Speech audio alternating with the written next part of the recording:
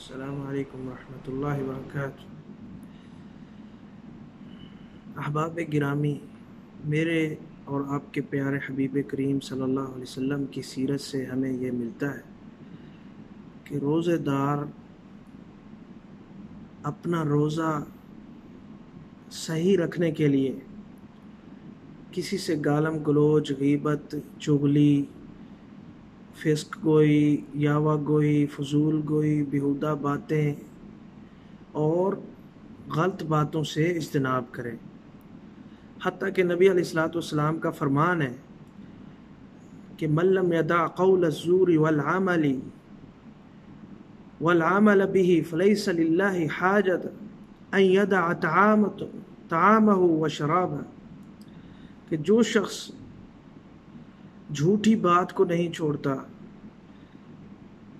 اور جھوٹ کے اوپر استمرار کرتے ہوئے، ہمیشگی کرتے ہوئے عمل بھی کرتا رہتا ہے،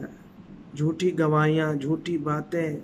لوگوں کو ہنسانے کے لیے جھوٹی بات بولنا، اس کے لیے تو نبی علیہ السلام نے فرمایا ویل للکذب، فرمایا ایسے شخص کے، ایسے کذاب کے لیے ہلاکت ہے جو لوگوں کو ہنسانے کے لیے جھوٹ بولتا ہے۔